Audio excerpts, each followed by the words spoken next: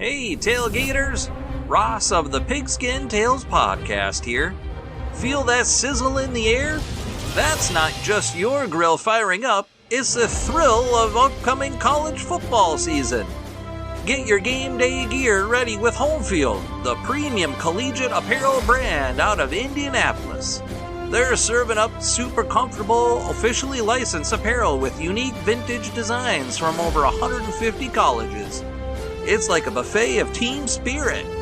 Just like your secret barbecue sauce, Home Field digs deep for flavor, unearthing unique logos and mascots from each school's history.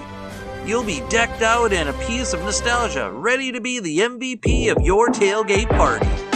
So fire up the grill, chill the drinks, and visit homefieldapparel.com. Again, that's homefieldapparel.com.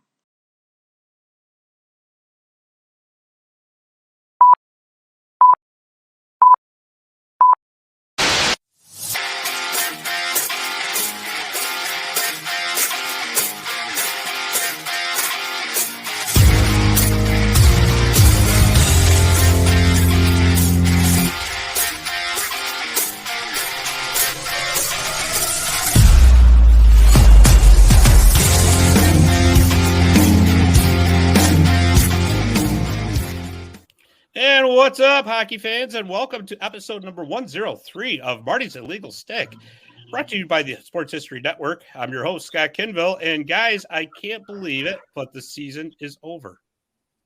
Can you actually? Can you? Yeah, I know, right? It almost feels like this that you can take a breath again, right? I mean, that's the whole. I love hockey, but sometimes when it drags into June like that, and especially when you get to the finals and you just don't care about either team. It's like, so what? We're going to go over that. And before we get going with that, I want to make sure everybody who's listening knows who our co-hosts are, because these are the guys that stir the drink on this show. They really are. First off, I miss getting 10 days off for a cold. Well, you're in the wrong season for that, pal. But it's even still, it's Ed Stefaniak. What's going on, pal? Oh, nothing much. I'm just starting to miss being laid off again. I had so much free time. So much money, so much free time. It was right. Great. It was well, then there you go. Your next step is to try to get fired. I've been trying for 5 years. They won't do it. Well, see that you're such a valuable employee, they just can't let you go. That's all there is to it. Oh man! And our other co-host, he's just come back to us. He's been out traveling for a little bit, enjoying some concerts. He's the one. He's the only. Chris Mazzotti. What's up, pal? Hey, man. Yeah, I was up in Saratoga Springs for 2 days of Dead and Company, final tour, and ran into a bunch of hockey fans since I wore my Rangers hat, as I usually do, and a lot of talk about, like, what's going to happen, and ran into a nice Bruins fan parked right next to us, and I was like bragging about how great his team did, and then I told him, and then you lost to the 8th place Florida Panthers in the first round. He goes, "Yeah, that hurt." he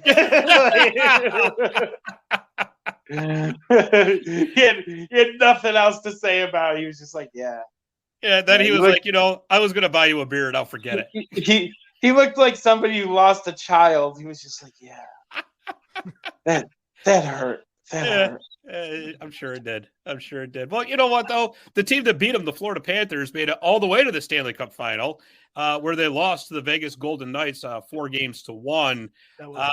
I got to be 100% candid with you guys. I really didn't get into this series too much. It was what it was. You mean you didn't want to watch a 7-2 hockey game? Well, here's the thing. I had this feeling, and we talked about this last show, that long layoff was going to really, really hurt Florida, and it was only too obvious. I mean, where were they off? 10 days? I mean, granted, that was going to happen when you sweep your opponent and the other team goes 6 games in their series. But then the NHL turned around after Vegas beats Dallas in Game 6 and decides to wait 5 days to start the finals up. And at that point, any momentum that Florida had, gone. Forget about it. And I'm not saying that as an excuse. But I'm just saying that anybody who plays any kind of sports knows once you're out of your rhythm like that, it's going to be a really tough road. And frankly, I'm not surprised that Vegas did what they did. What are you guys' thoughts on that series? I just think that the NHL they seem to go out of their way to screw things up.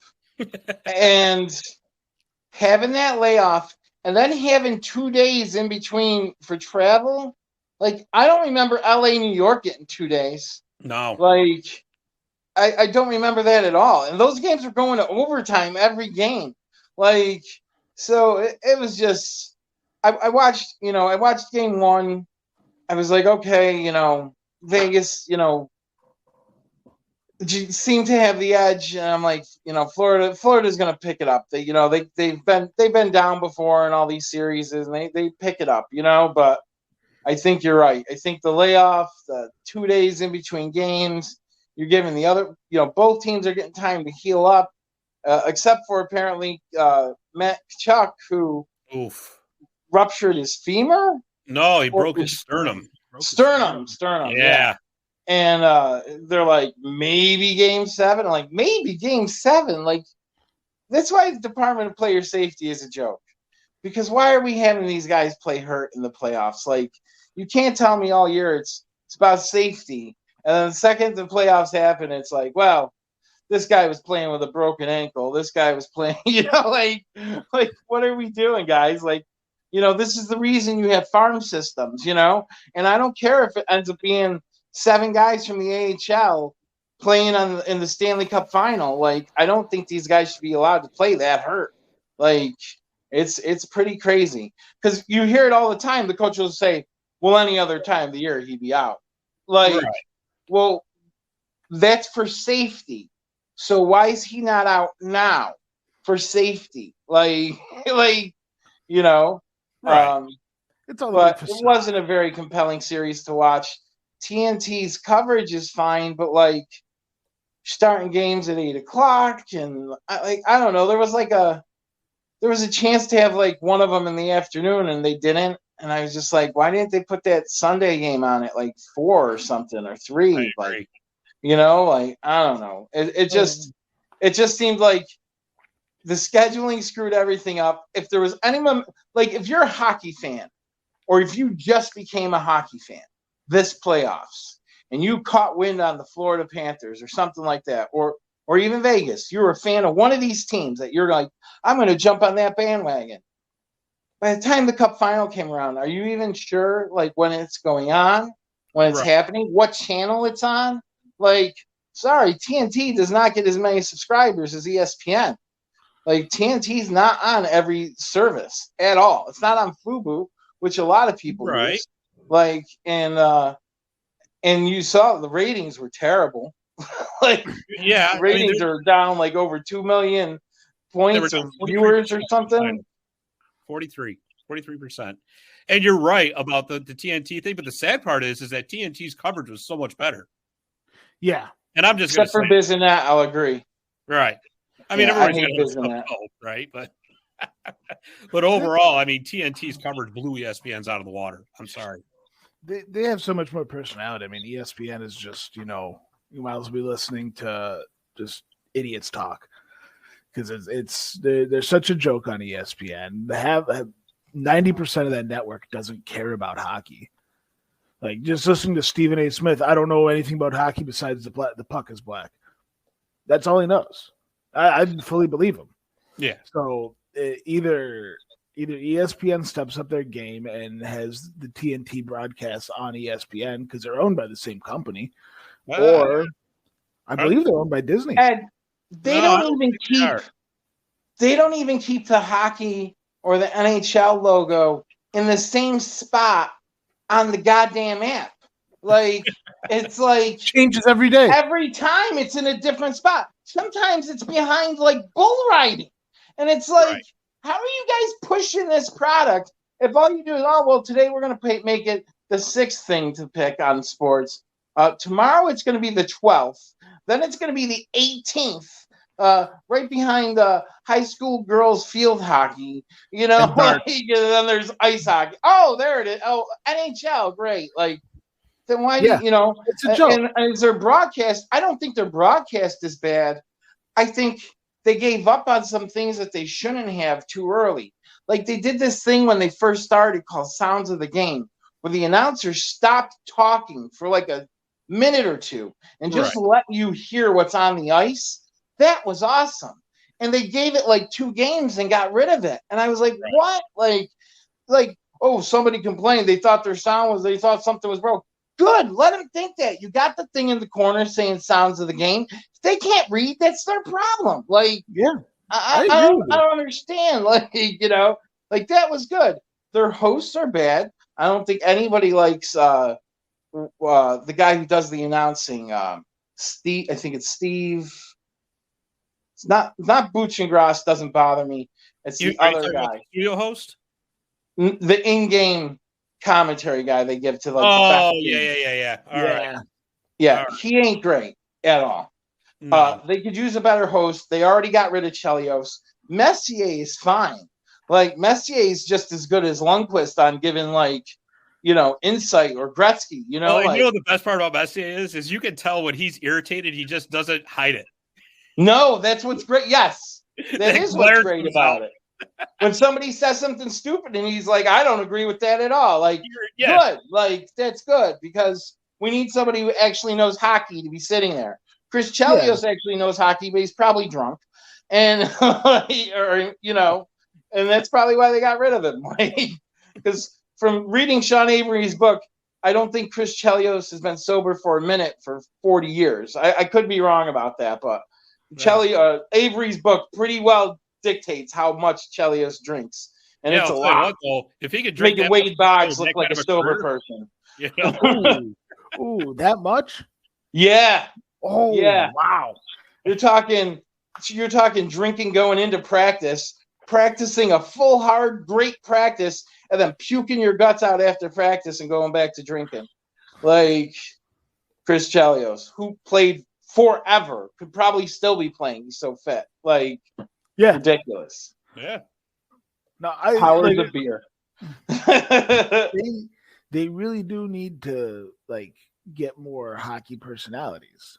Like, I'm sick of ESPN. Like, you watch ESPN itself, like you watch SportsCenter, they don't know it. They don't cover it. No, they don't. And that's, that's really irritating. And I was going to say that earlier. I'm glad you brought that up, Ed, because when ESPN got the NHL back, I thought it was going to be, right even with the NBA coverage on SportsCenter, right? Nope. And then you turn on SportsCenter in the morning, and it's still like 45 minutes of the NBA, maybe 5 to 10 minutes of the NHL, and then they talk about something else. Yeah, and then they talk in between them, they put competitive dog shows. Yeah, right. Like, it might as well be on ESPN 8 the Ocho. Like, it's a joke. ESPN SportsCenter may as well be called TV in 1988. Because, I don't know who watches it. I don't know why you guys watch it. There's nothing on there for me to watch. I watch it because I'm bored. If you like a baseball team, you go watch their highlights online. Why would I tune into SportsCenter? They're not going to talk about. First of all, they're not going to talk about my teams anyway. They hardly ever talk about. I mean, they'll talk about the Yankees if there's a game coming up, but they kind of try to stay away from talking about the Yankees because they don't want to be the Yankees network, and they don't want to keep paying licensing rights for showing games and stuff like that. So they stick with we're going to do 20 minutes about the Kansas City Royals. Then we're going to do 10 minutes about New Orleans basketball. And, it's like, and then we're going to talk about football, just Aaron Rodgers for 30 minutes. Like, it's like, I don't know why to watch it. I've tried turning it on and stuff, and I like those guys. Like, I like Scott Van Pelt and stuff like that. And he likes hockey, but even during the playoffs, it's just like, okay, the game ended, SportsCenter's on. He's like, we're going to get to all the highlights of what we just saw. And all, okay, so you're not just SportsCenter tonight. You're the post-game coverage. And it's 5 minutes and then on to the rest of the show. On to the NBA Finals highlights. Yeah. And man, talk about NBA Finals. What a terrible year for Florida to make the Stanley Cup Finals. They didn't even get ratings in their state because everybody's watching Miami. It's almost like that franchise is cursed. It really is. Yeah. Oh, yeah. It is. But, going back to that final series, just the actual hockey itself, regardless of who was covering it, I mean, Did you expect this? Did you really think that? And let me ask you this: was Vegas this good, or was it just a matter of Florida basically turning back into Florida? I think the Maybe a little bit of both. I definitely think it's a little bit of both. The it hit midnight and the carriage turned into a pumpkin back again. But they're also a victim of circumstance. Like you said, the 10-day layoff. Bobrovsky is a goalie that needs to play. Right. He absolutely needs to play. 10 days is going to kill him. Yeah, it absolutely did. 9-3. That's how we ended the season. Was a 9-3 game. Yeah, he deserved better. Terrible too. He looked not good. Yeah. Well, and like as much as the whole team looked not good in that last. The whole team looked not good the whole series. Like even the one win, like I think Vegas just threw it so they could win on home ice. They saw how they were dominating. Like what was it, 7-2, 5-2. Then they lost one, and then they won two more. They knew what they were doing. Right. Well, I tell you, I do think that once they realized that Matt Tkachuk wasn't coming back, it was done. That was the end of it. I think that took the steam out of him for sure. Yeah, I mean, say what you want about his antics on the ice and all that, but I tell you, I've gained a heck of a lot more respect for Matt Tkachuk in these playoffs than I've ever had. And I mean, the guy played through a broken sternum in Game 4. I couldn't even imagine that. Did you see his brother actually had to help him put his clothes and his gear on? Yeah. He couldn't even do it himself, and he still put himself in the lineup, which goes back to your point, Mazzotti. How is anybody not saying, wait a minute, this might not be a good idea. You can't freaking dress yourself. Yeah. You can't play. That should be the bottom line at minimum. Like, ridiculous. Absolutely ridiculous. And, like, look at the kid who got to play for him. That kid almost scored on his first shift in the last game there. Right. I can't even remember his name. But I remember, I'm like, who the hell is that kid?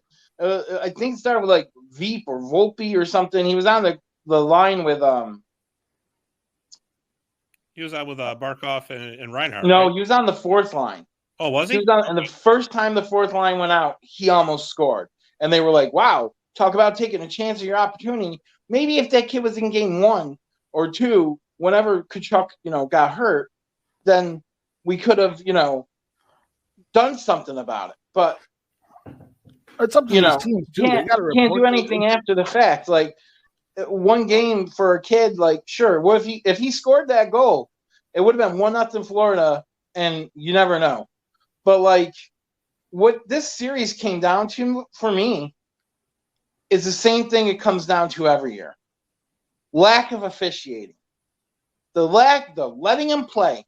Because let me tell you something: the bottom line on this series was Vegas was faster, and interference was fully allowed. Fully allowed. Nobody got called for interference. And it was everywhere. I mean, every single play. I'm like, that's interference. That's interference. That's interference. It was just ridiculous. I'm like, I guess we just don't call interference anymore. And then they called one, and it was like for nothing. And I'm like, what the hell are you doing? Like, you just hit like 6 blatant, terrible guy dumps the puck in. Goes to skate around, gets pushed. That's interference. Like, what are you doing? That was all okay. But then there was like one where the puck was like a little further, and that they called. I was like, that has nothing to do with it. Like, it's still interference. Like, it was mind blowing to me. I'm watching the Stanley Cup Final, and like, this is the ugliest, crappiest hockey. Like, I don't want to watch this. I'm a hockey fan. I don't think this is hockey at all. Like, this would not fly any time in the regular season. Anytime it would have been 100 penalties in that Game 6. But no, Stanley Cup's on the line, so let's just put them away. Like, it doesn't make any sense to me. It totally deflates their product. And I don't know when they won't fix this until Bettman is gone. Because it's going to take somebody new at the top to be like, we got to fix this.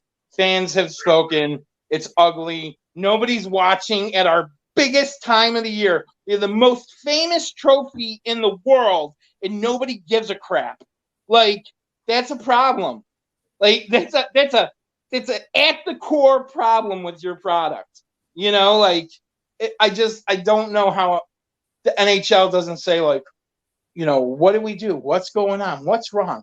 Why is it the playoffs ratings are going down? Like, but our regular season ratings aren't that bad. Like, well, guys, look at what you're doing. Look at what you're allowing the officials to do. And if those officials are like too scared to call, bring up new officials. Because let me tell you, AHL refs don't give a crap. They'll call whatever. Like, is that what you've learned from these playoffs, Chris?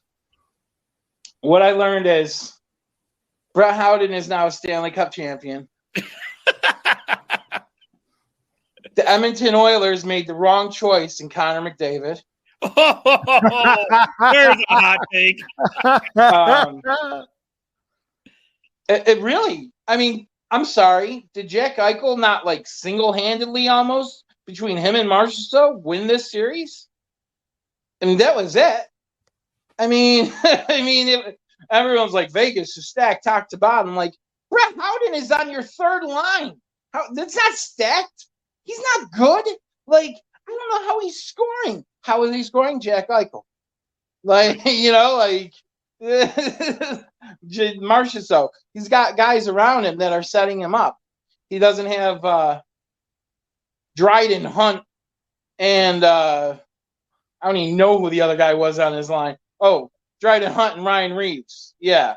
So, maybe that should teach some other teams something about players they trade for that are supposed to be good.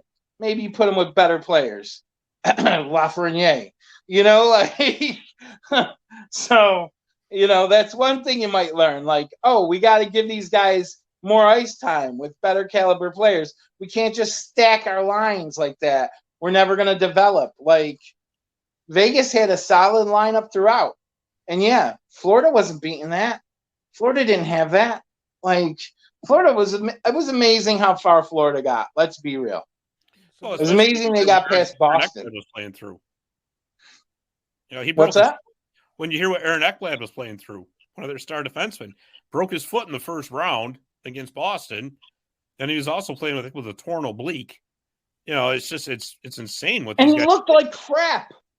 He was awful. I was watching that game, and I'm like, Ekblad needs to step this up. I didn't know he had a broken foot in a oblique. Yeah. Like, get him out of there. Like it's never better. I remember I think it was 2006 when the Rangers were like coming off of a playoff drought of 6 years. They made the playoffs at the last minute. They had to play the Devils in the first round. They got swept by the Devils.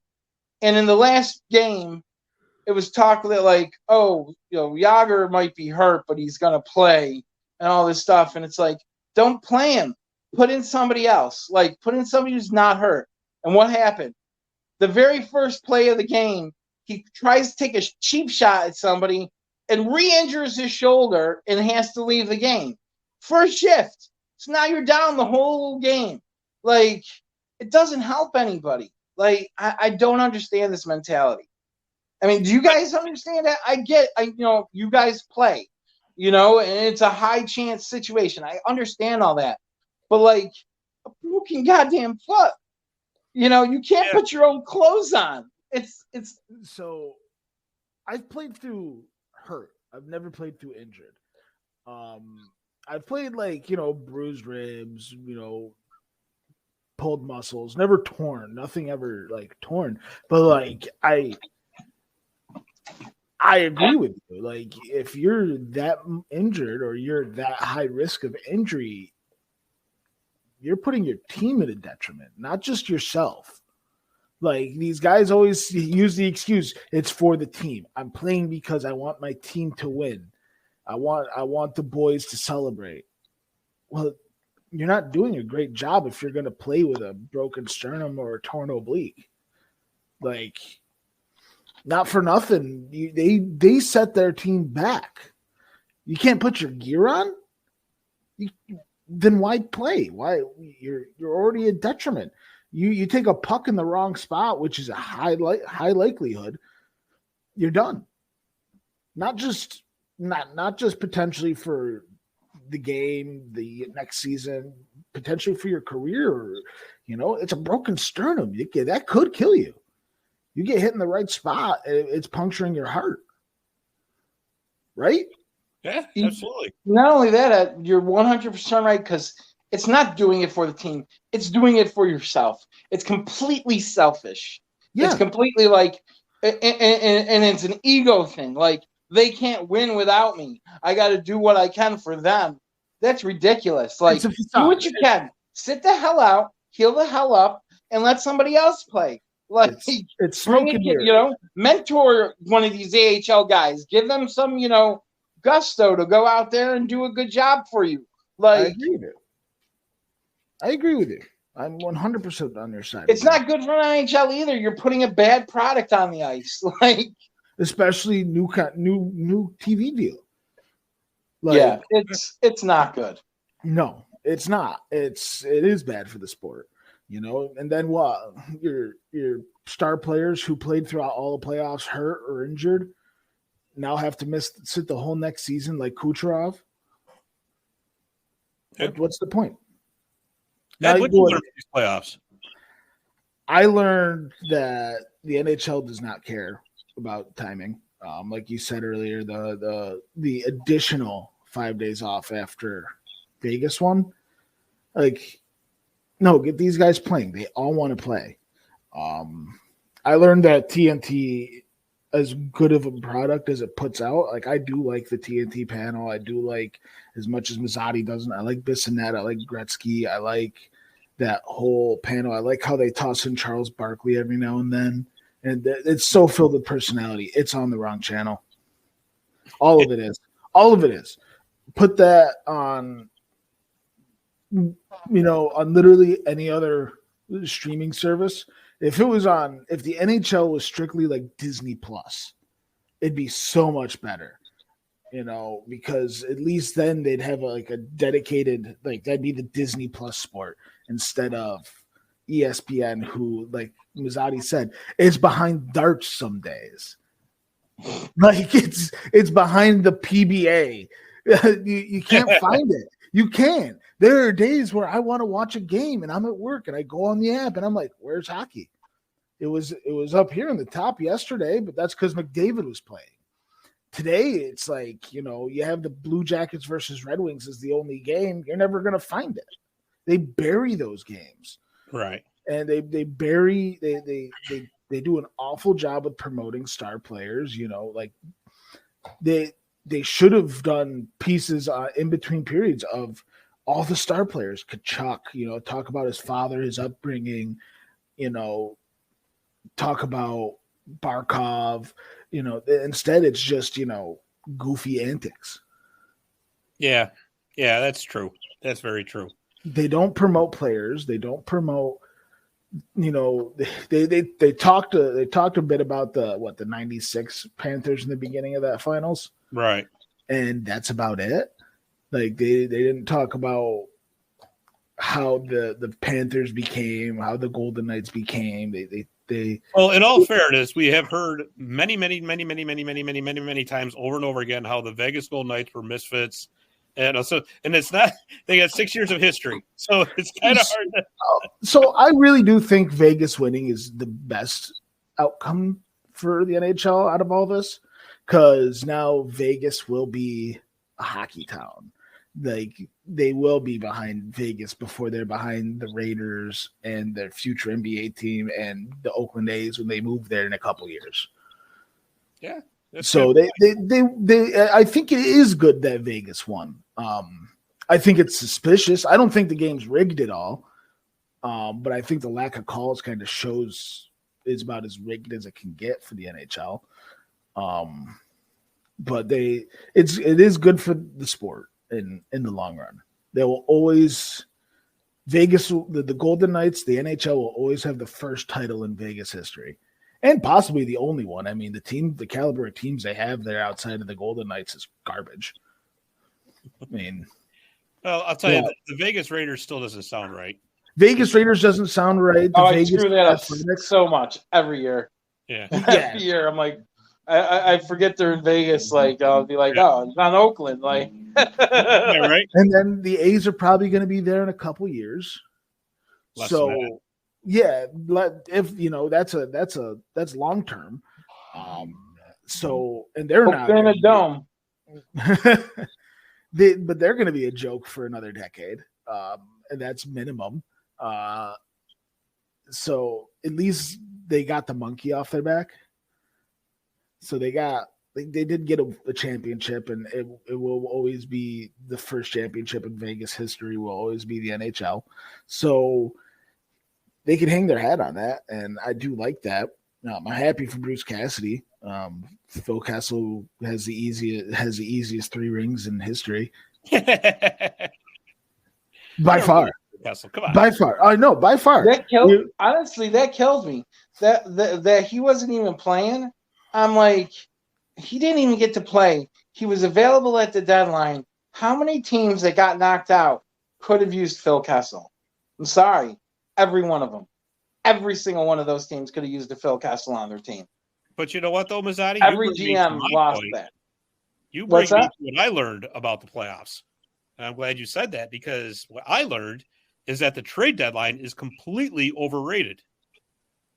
Completely. Every year you see teams just go all in, thinking that they're going to vastly improve their team by giving away picks and prospects and this and that for that quick fix. Take a look at Vegas and take a look at Florida. What they do at the deadline? I'll tell you. Not much. You're going to disagree. I'm going to disagree with you, Scott. Okay. Because I think that Vegas's trade deadline was I think they won that deadline, and I think that's why they won the cup. Barbashev, right? But what I'm talking about, Ivan Barbashev, he was exactly. So I'm talking about the big. He was the Matt Tkachuk of that team, right? No doubt. My point is the big swing for the fences. You know how teams. Well, we're going to give away 3 first-round picks for this guy because we think that's what I'm talking about. You're absolutely right on that. Yes, but the trade deadline as a whole is very influential. Going after the big piece, that's what you do not need to do. If you're making the playoffs already, you need the Ivan Barbashev. And according to what I found out after is a lot of teams weren't on Barbashev, including the Rangers. But Vegas is the one that won him. And it's like, well, maybe Rangers, if you weren't going after Patrick Kane, you could have taken Barbashev. But live and learn, and that's it. But Barbashev, that guy is due. Like, I don't know where he's going, but he would be my number 1 free agent's pickup. Yeah, he's going to get paid by somebody for sure. But you know what? I'm glad you said that too. Boy, I tell you, we are just flowing today. We're flowing like the river flows down to the sea. This is awesome. We'll shift gears here from one coach who was fired last year and won the Stanley Cup in Vegas. I don't want to throw any salt in your wound there, Ed, but no, you're fine. It was time. It was time. Rangers, who have recently hired Peter Laviolette as their coach to replace Gerard Gallant. Mazzotti, what do you think about this? First of all, remember, Gerard Gallant was not fired. They parted ways mutually. Oh, okay. I'm sorry. Yeah. I'm sorry. Yeah. They said, Gerard, you didn't win. What the hell? And he was like, F you guys. Why don't we just call it quits? That's it. Let's walk away before we say something that's going to hurt your feelings. I know my time. It's 2 years. My time is up. I'm out. That guy cannot hold a job. Ridiculous. I do think it was valid for him to be gone, but Laviolette. I think every Rangers fan will say, and I've seen a bunch of comments online, was like best available guy now. That's it.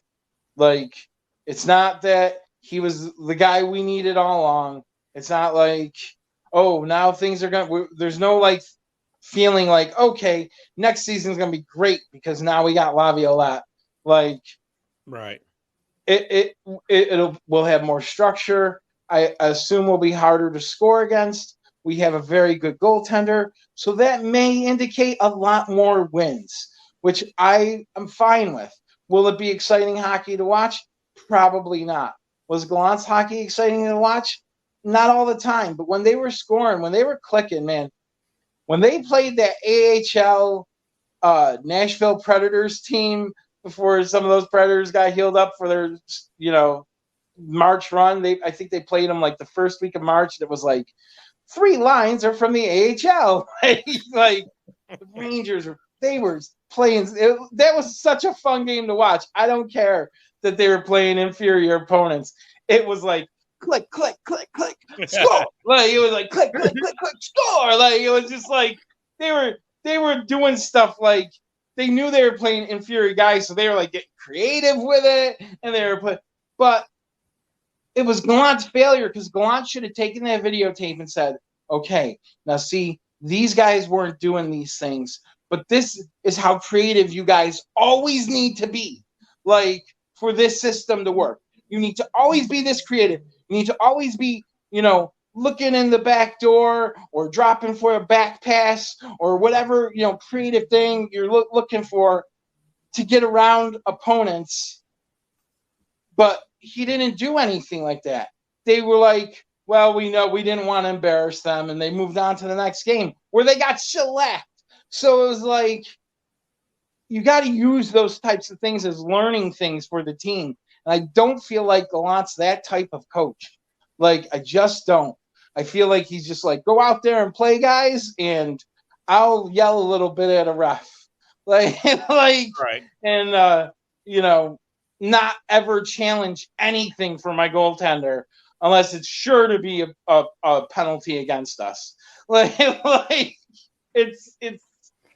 Laviolette has Rangers history. He came up through the minors of the Rangers system. He earned his way up to the NHL. He didn't play a lot for the Rangers, but he had 12 games or something like that. And who were his roommates in the minors? It was Mike Richter and Brian Leach.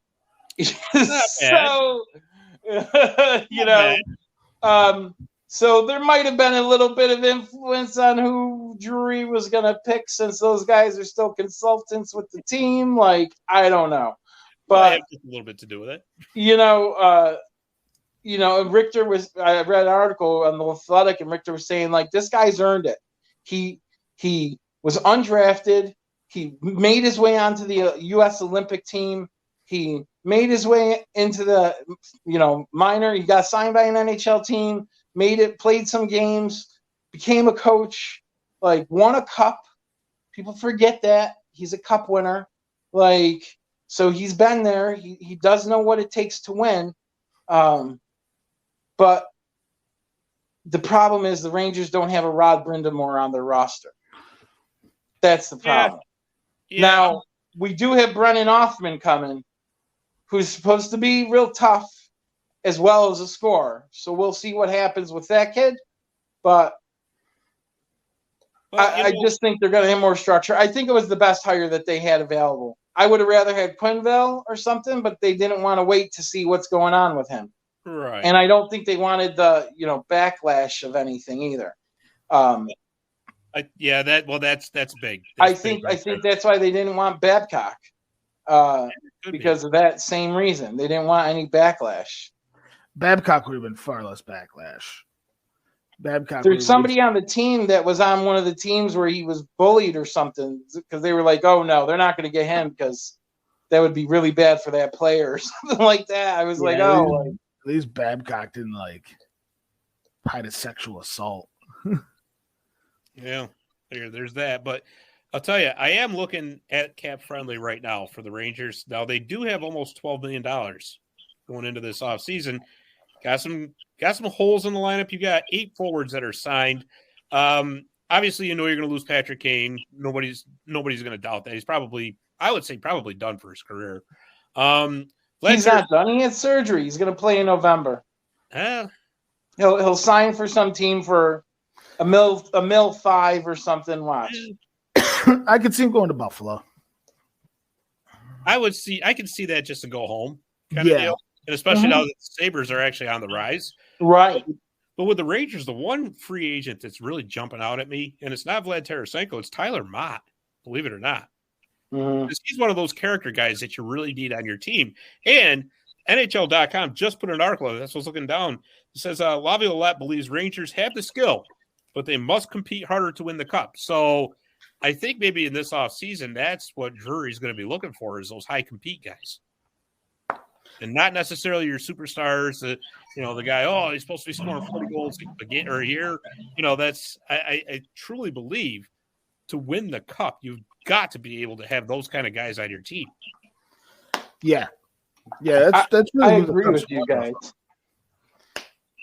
You look at every cup champion, you could pick out who kind of was the lifeblood of those teams. And it's very rarely like the star player.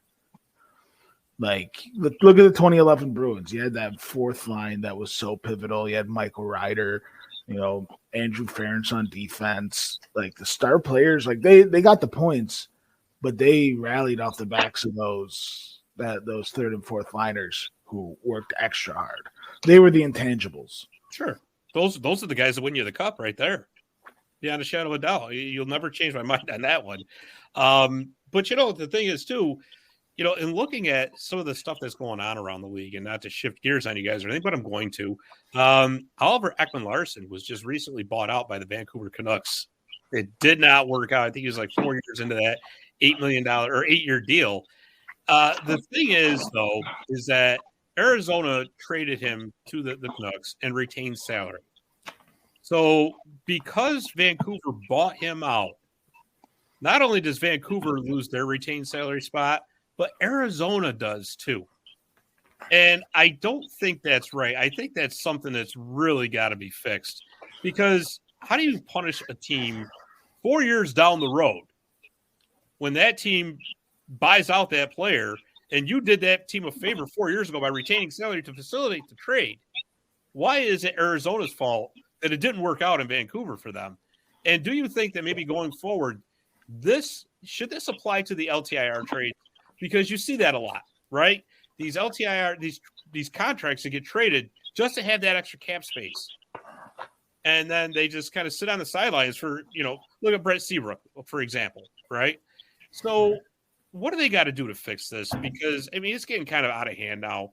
And especially a franchise like Arizona that is just completely struggling as it is. And now you just took another thing away from them. It definitely is something that's probably going to have to be negotiated in the next CBA, because these owners don't want to pay for somebody to sit on the sidelines. As much as like it looks good, like, in the sense of like, we can just buy it, deal this contract and just have the cap space and give it to somebody who he's, like Arizona profits from it. But I think like next CBA that the owners are going to see this and be like, wait, so we're paying this guy not to play for anybody for 4 years. Like it's a joke. It's an absolute joke. Like this league has done nothing but disappoint. And like Oliver Ekman-Larsson isn't bad. He just did not fit with the Canucks system. You know what I think they should do? I think they should have a 1 compliance buyout every 3 years. Yeah, I like that idea. You get 1 mulligan every 3 years. I think players would go for that because they're going to get paid. Yeah. Right? And, I know it kind of encourages wild spending and wild contracts, but at the end of the day, the players want to make money, right? And the owners want to bring in these star players. So if it doesn't work out, okay, it doesn't work out. Here's your money. Sorry, it didn't work out. Now we got to wait another 3 years before we can make another mistake and buy that out too. I think Minnesota would love this rule. Well, we would have helped them out a little bit anyways. I think there's something to that. I also think like maybe you should restrict buying out the other way then, like if you're going to give them 1, like then you can, we're going to use our compliance in this guy and the other 3 guys will just buy him out and deal with it. Like, I think that should be restricted too then, or something, because it does. It makes headlines when they make a big signing. Like it's good for the league and news in the off season. Like the beginning of July is one of my favorite times for hockey because I love free agency. I love the draft. Like that's all great. Of course, you won't see any promotion of it on ESPN for 6 weeks out like they do the NFL. Like when it's the end of the football Super Bowl and they're talking like, oh, well, what are we going to do at the draft? Like, it's like, whoa, the season just ended. Like, but no, like that's, that's okay for football, not for hockey. Same thing with the NBA. It's like 8 hours after the NBA finals. It's like, oh, yeah, now these guys are upcoming free agents. How much do you think they go for and who do you think they're going to? And then, like, hockey, it's like July 3rd. They're like, hey, free agency started. Yeah. And, just a double whammy for the league. I think this is going to be, like, the most boring free agent class ever. But there are no huge names coming up.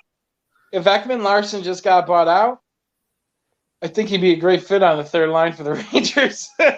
He'd be a good fit on a third pairing for anybody, really. I mean, that would be him and Schneider. Like, Schneider would be the rough guy, and he would be the playmaker. I mean, that would be really good. I can see that working really well. But you were talking about the Rangers' cap issues. They gotta re-sign Keandre Miller. They gotta re-sign Lafreniere. Luckily, they don't have to give Lafreniere too much because he played like crap all playoffs and most of the year. We got to get a backup goalie, too. We got to get a backup goalie. I don't know if Halak's coming back or not. It looks like he's not. But he's 38 years old. He might just retire. Yeah, that's what it's looking like. He might be just done. But they don't necessarily have to sign a backup goalie because they could bring up Duran from the AHL and start him up. He had a pretty good year down there. Probably time to get him up to the NHL anyway. So and let him, get mentored by Igor. Like, that nothing wrong with that. I don't think so. And then you could trade him to a West Coast contender in 3 years. And buy him out and then get hit with the cap compliance or your retained salary. Yeah, that's crazy. But it is, the NHL has a real issue with this whole cap structure because the final thing I learned from these NHL playoffs is if you're someplace with no taxes, you can win a Stanley Cup. Because that's what we've learned the last few years. Tampa, Vegas. Oh, what do these have in common? Warm weather, no state taxes. Yeah, I think they definitely got to start figuring out something within the salary cap to even the they need to make it a soft cap, a luxury tax. You want these good players, then you pay the luxury tax. It doesn't even need to be that, Ed. All it needs to be is like a mathematical formula to say like, oh, you have a state with 0%, then we're gonna who has the highest tax, and we're just gonna percentage all that out between all the teams so that each team has a little bit of a different cap. That's all it needs to be. So instead of what's the cap now? 81 million?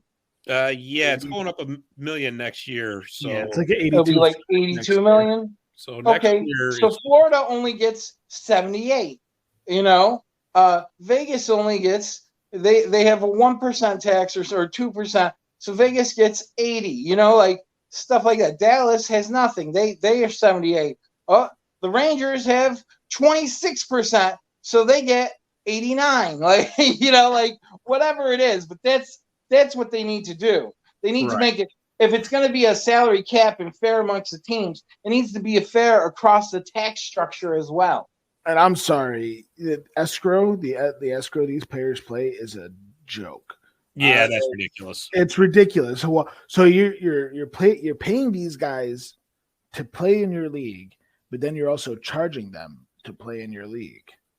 It's like if they have like an $8 million contract, let's say we'll use Connor McDavid's contract for example. His is like what, $10 million? He makes $10 million a year. No, he makes 12.5. 12 and a half, then he probably sees 4.5. Well, especially with the tax rate, he's probably paying in Alberta. That's my other point. Yeah, the Alberta and the Canada tax rate mixed with the escrow, you lose 60% of your salary. Yeah. And why hasn't a Canadian team won the cup since 1993? Might be your answer right there. Not only is the weather bad, I don't make as much money. So why would I want to go there in free agency? Unless I'm John Tavares and I grew up with Toronto Maple Leaf sheets.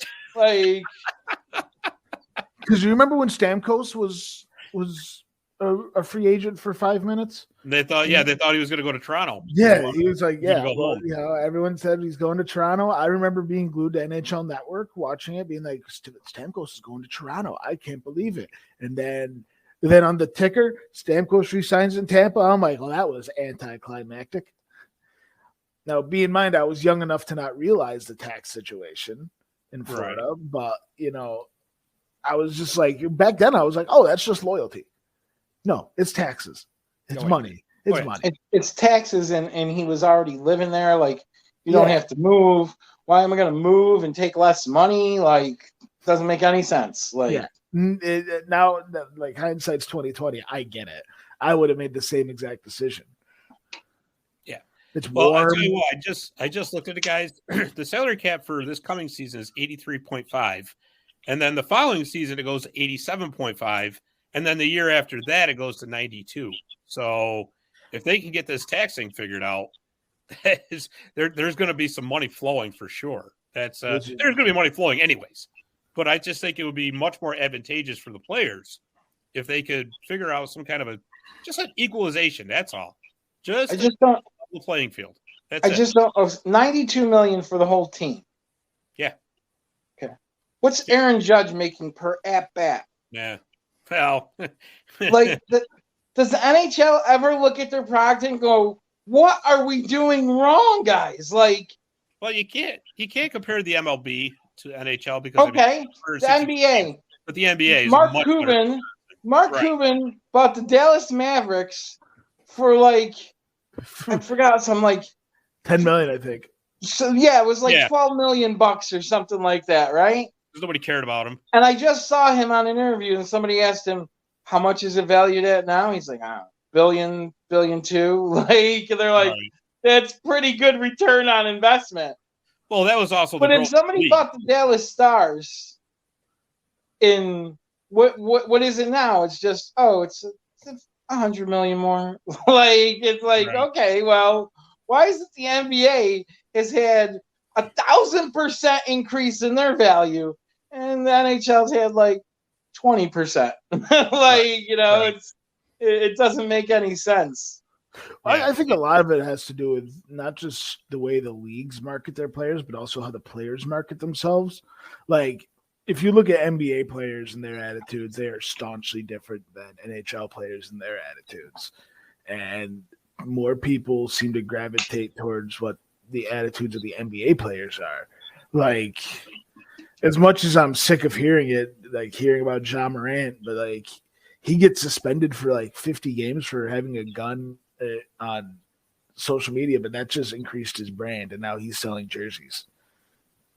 It's all about individual brand in the NBA, and with most players in the NFL, like the Kelceys and Patrick Mahomes and all them, and even in baseball, where the NHL, they focus so much on the team branding, and this is just hockey culture as a whole.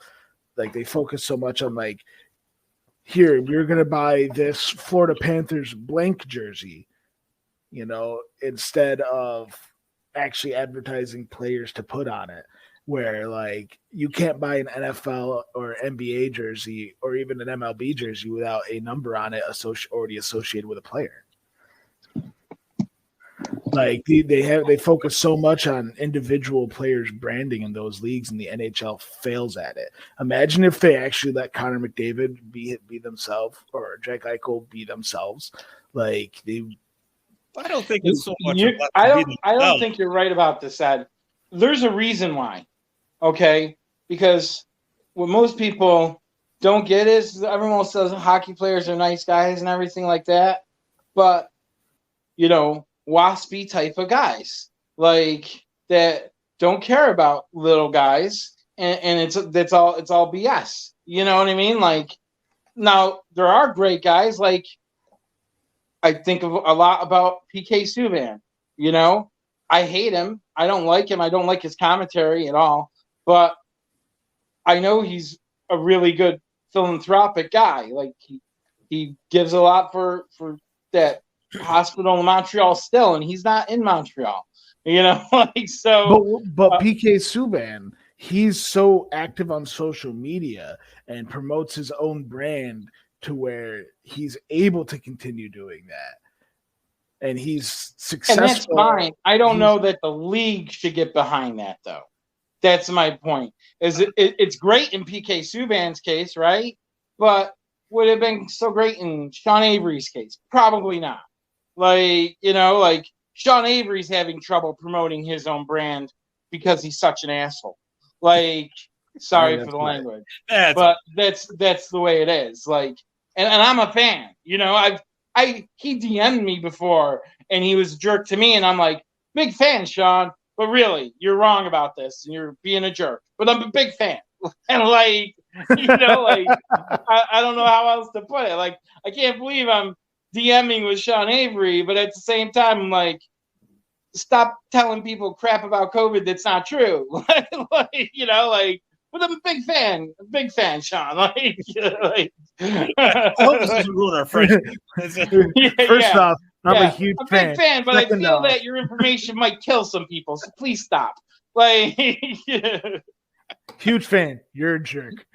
Yeah, exactly. And like, really, like, a lot of people, and I've heard a lot of, like, I've listened to other interviews and stuff with other hockey reporters, and they're like, everyone's like, oh, so it's such a nice guy. It's like, not all the guys are nice. Like, not all the guys are nice. They're nice in front of the cameras.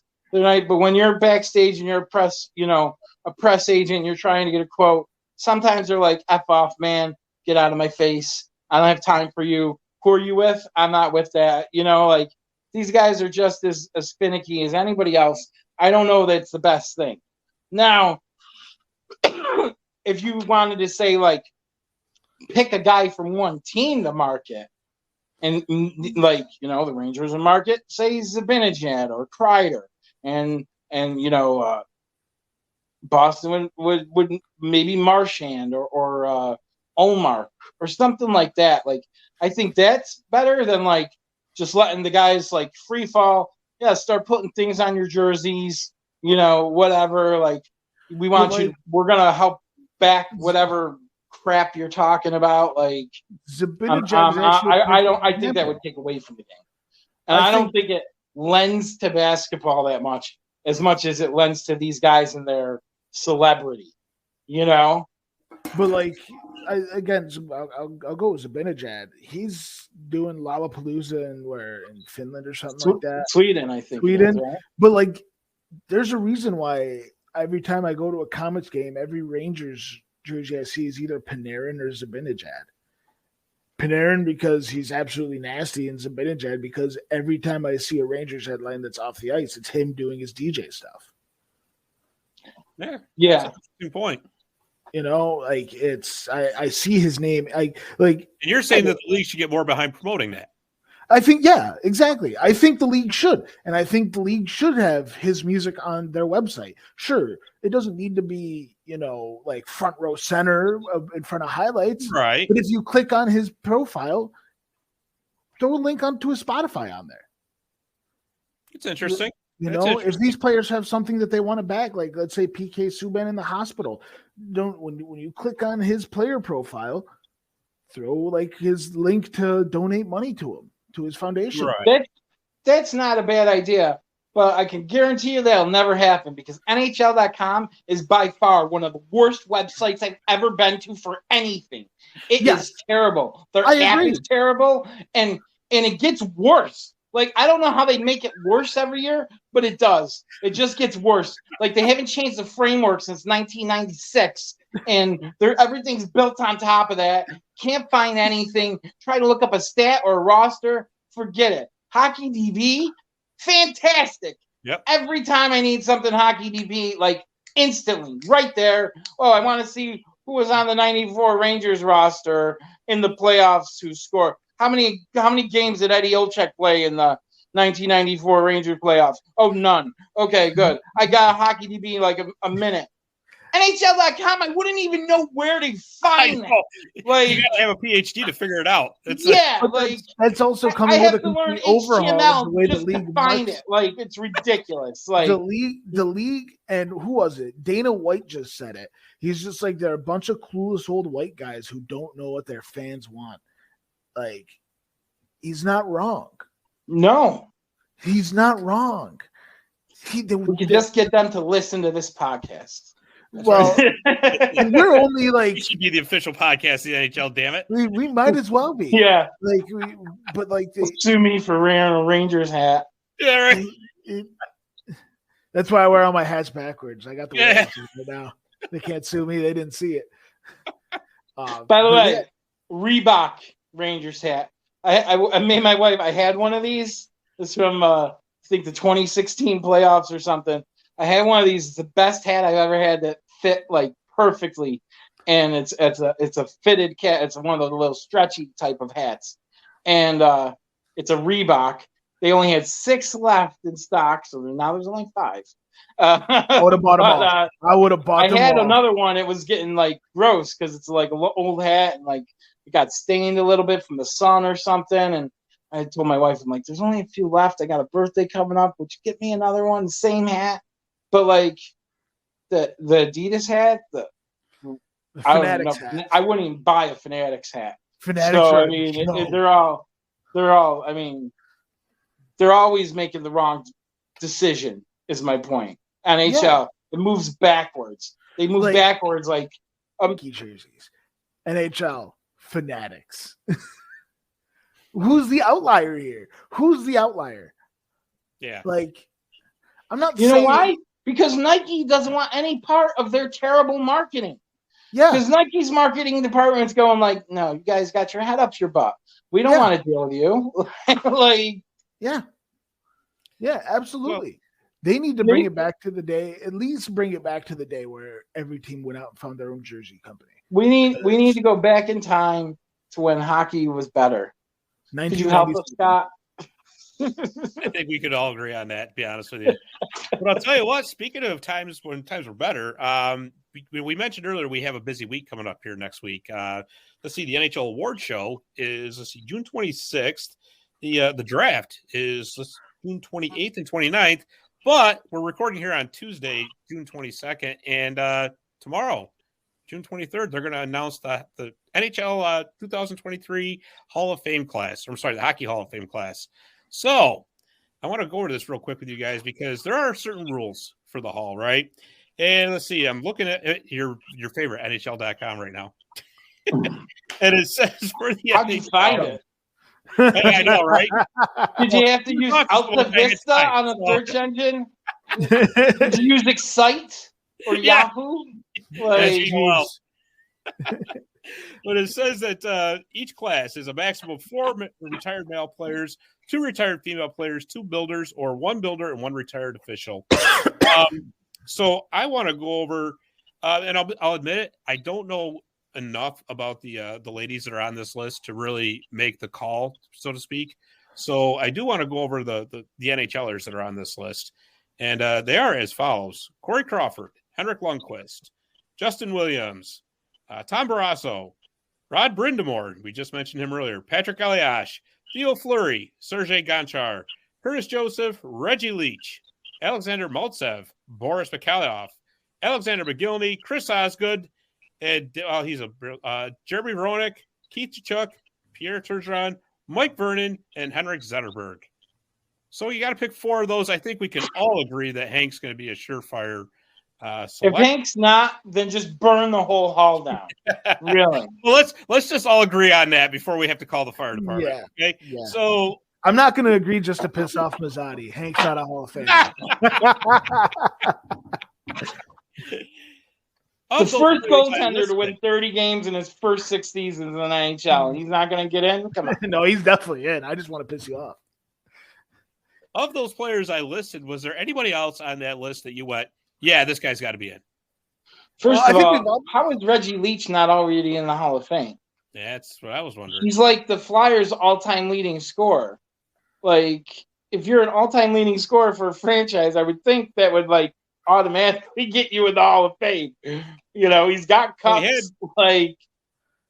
He had 2 50-goal seasons. Let's see, 69 points, 94 playoff games.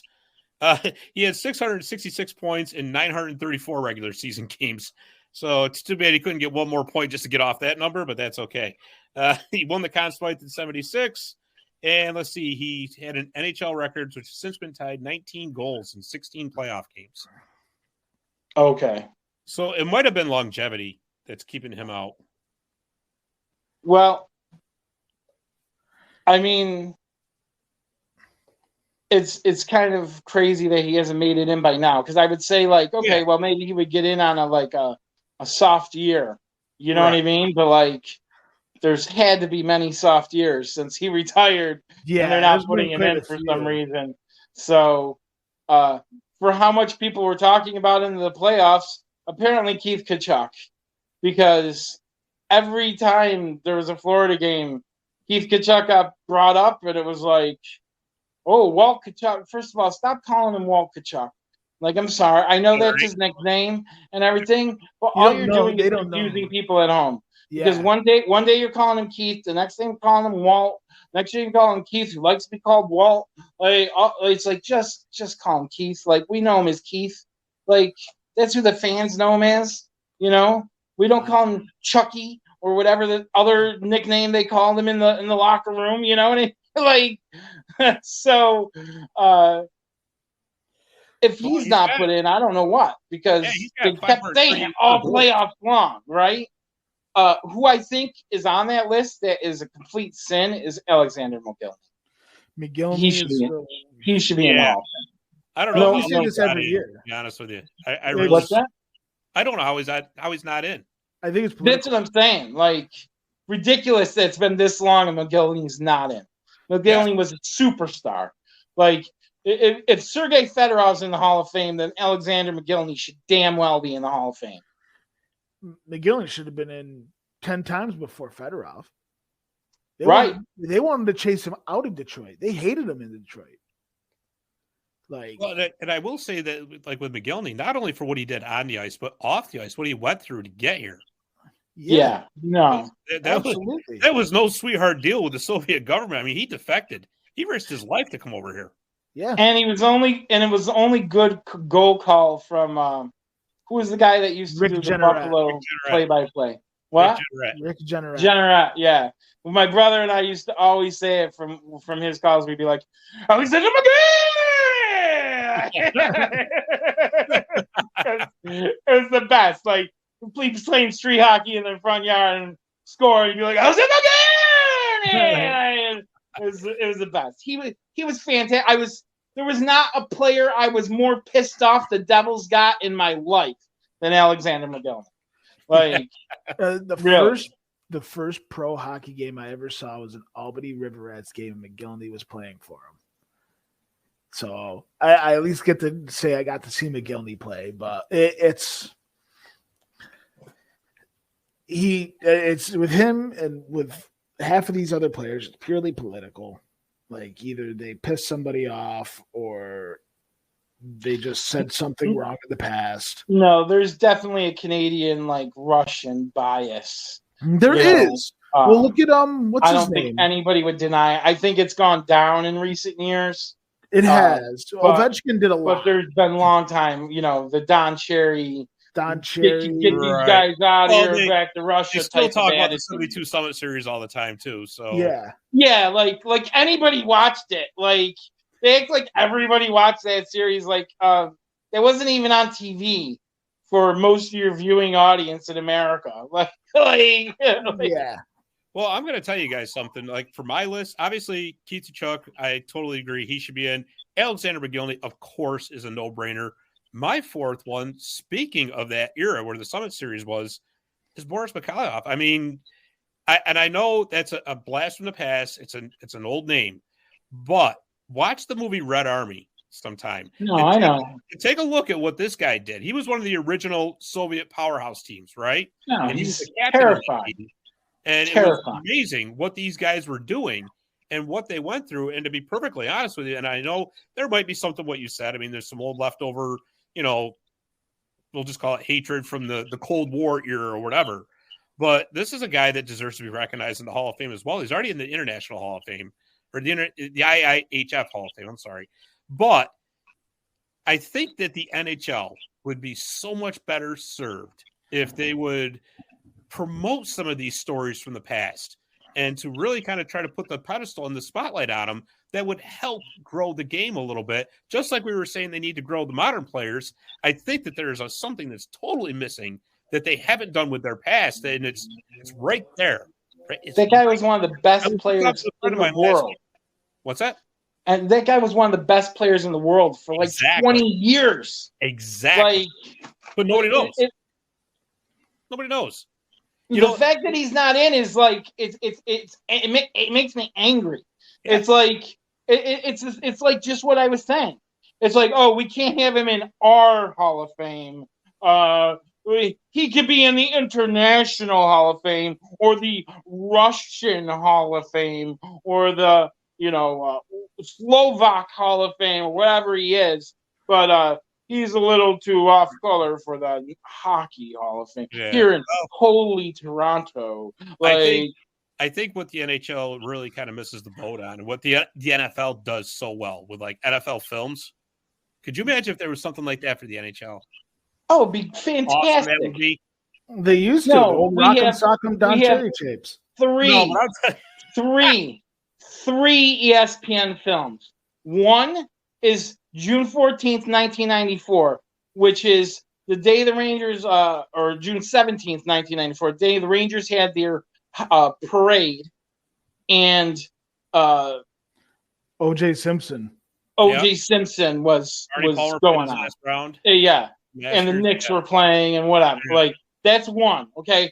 Covers the Rangers parade for like 2 seconds in that film. There's Big Shot about the jerk who had no money, who bought the Islanders and then got kicked out, right?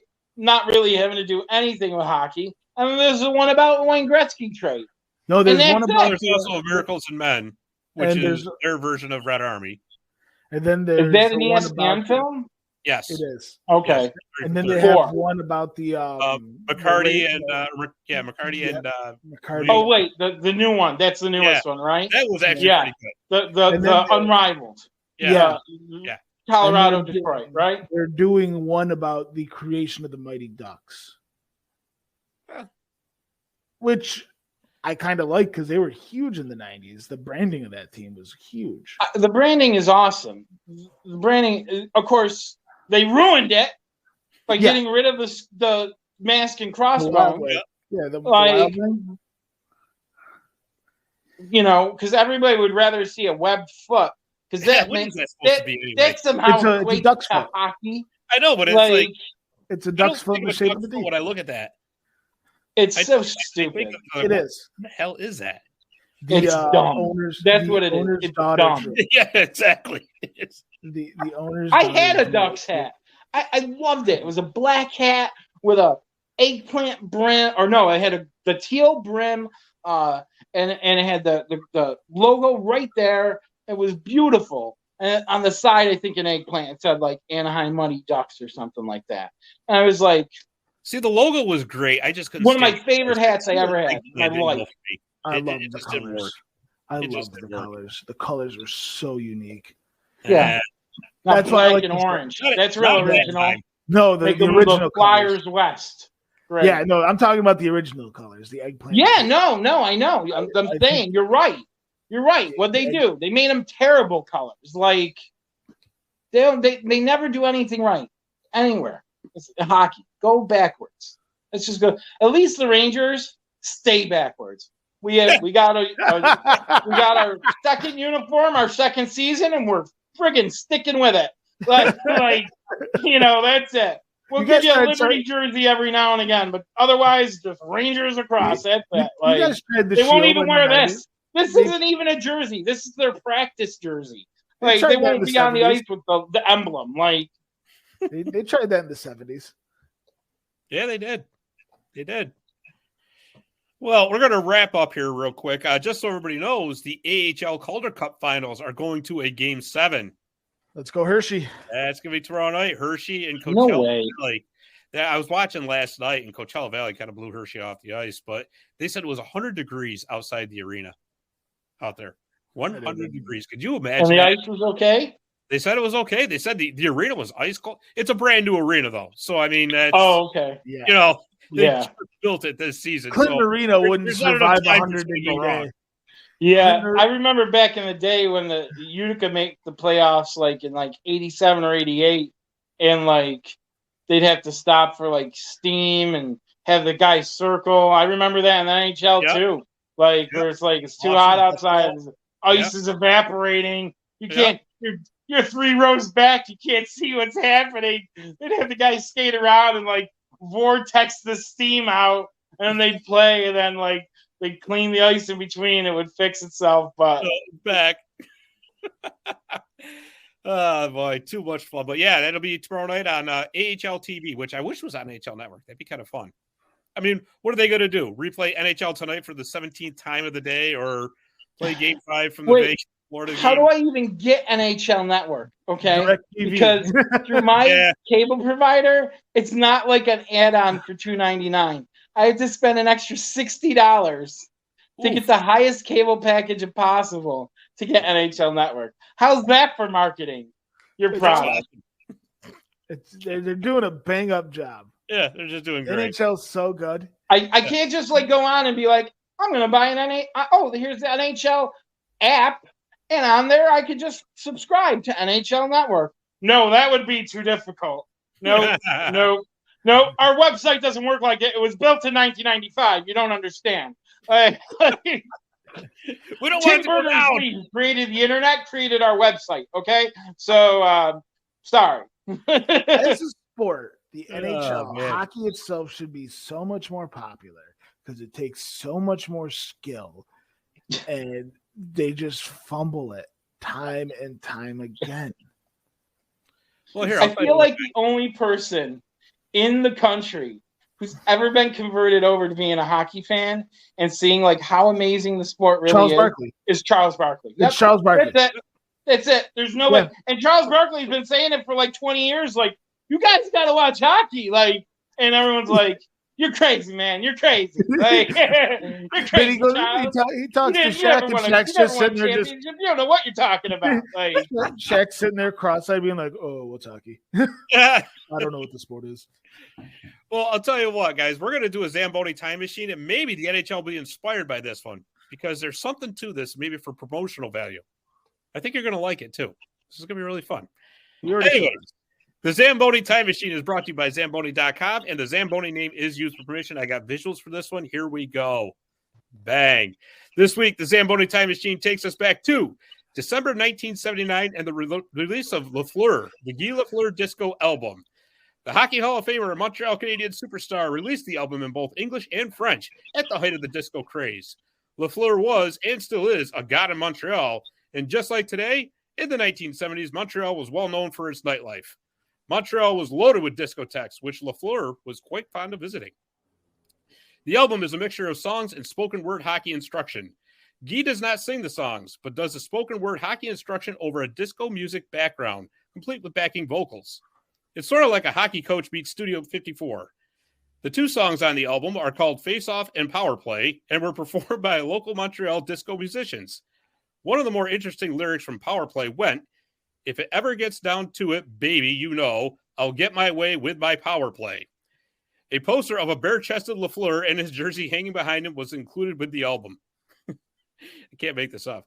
Sadly, Lafleur, the Guy Lafleur disco album, was not a huge success, as apparently not a lot of people outside of Montreal cared about Guy's passion for disco music.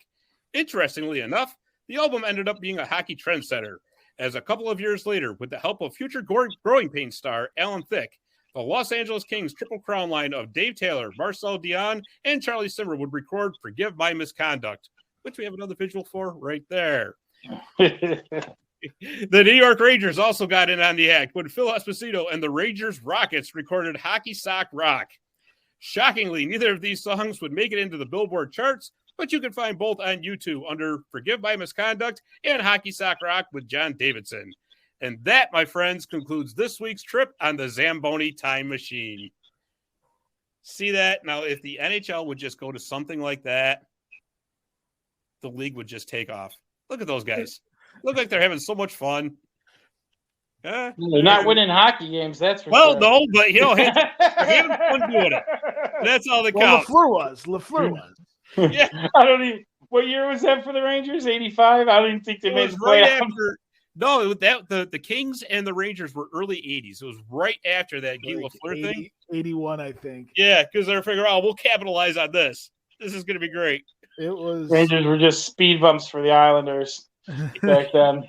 But if you could, like I said, you can get those songs on YouTube. It is hilarious. It is so funny. You got to watch the videos.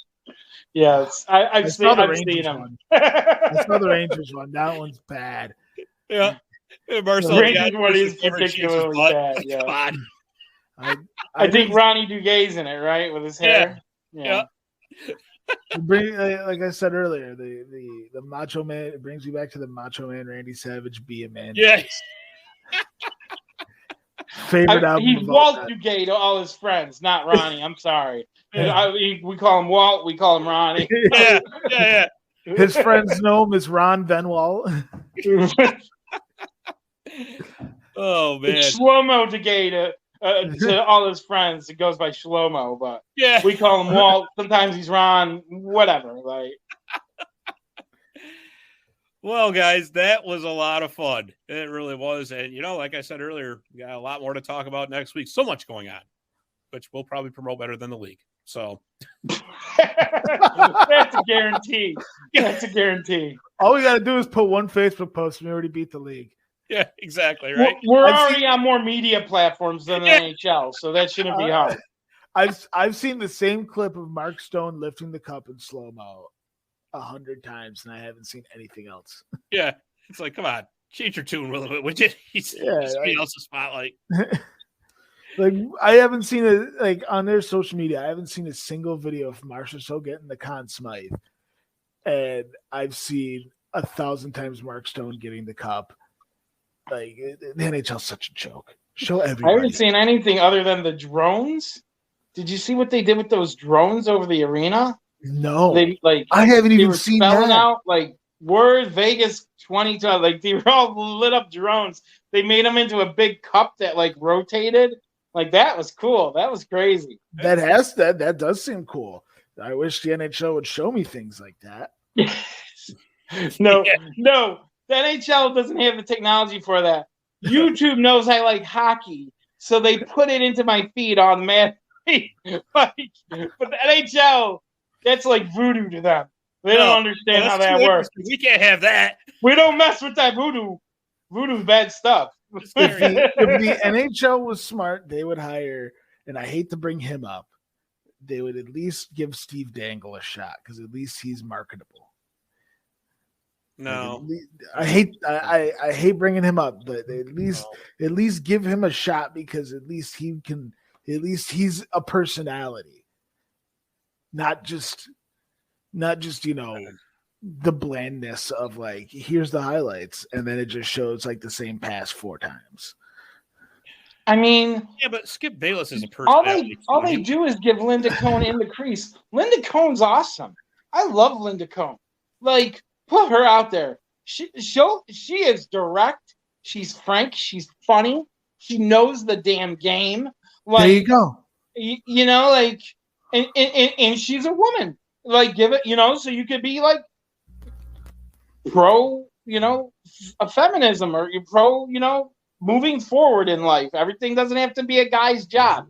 And she's she's better than every guy. Like, well, she certainly deserves that. Yeah. There's no doubt about that. I mean, they give Linda Coney in the crease. On the night she gets off, it's Ardo O'Cal. Who? What? what name is that? Dude, you're on TV. Change your name. Like, I'm like, and he's like, he's okay at like, here are the highlights, but like, nobody knows who this guy is. Nobody cares. He's not, into the hockey. It doesn't seem like he is. I don't know who he is. Like, I haven't seen him for 20 years already covering hockey like Linda Cohn. Like, well, like I said, we could do so much better of a job of promoting the league than the league can. So, hey, I have employment opportunities are available. ESPN, give me a call. That's hire us. Exactly. We'll be hire there us, ESPN. Yeah. All right. Well, hey, listen. Again, this has been a lot of fun. We got a lot to talk about again next week, so let the good times roll. But in the meantime, for Ed Stefaniak, for Chris Bizzotti, I'm Scott Kimball. Thanks for watching and listening, and we will see you next time on Marty's Illegal Stick. Hey there, sports history fan. This is Darren Hayes, host of the Pigskin Dispatch and Jersey Dispatch podcast. I hope you've enjoyed another great episode here on Sports History Network. Now, speaking of sports history, this episode was brought to you by Firefly Books, and they have two great ones for you this summer. For basketball fans, they have the NBA 75, the definitive history by author Dave Zarum, who's appeared on our Jersey Dispatch podcast recently. He tells about the experience, the thrilling journey of the NBA, from its humble beginnings to its modern glory. Uncover the untold stories of triumph, controversy, and the greatest stars of the game. This isn't just a book. It's courtside seats to over 75 years of NBA history. And for the golf enthusiasts, swing into The Golf Round I'll Never Forget by Matt Adams. Relive 50 of golf's most memorable moments through the eyes of the legends themselves. From Garcia's triumph at the 2017 Masters to Nicklaus' miraculous 1986 comeback, it's the closest you'll get to walking the fairways with golf's greatest. Get your summer read on. Grab a copy of NBA 75 or The Golf Round I'll Never Forget, available online or at your favorite bookstore.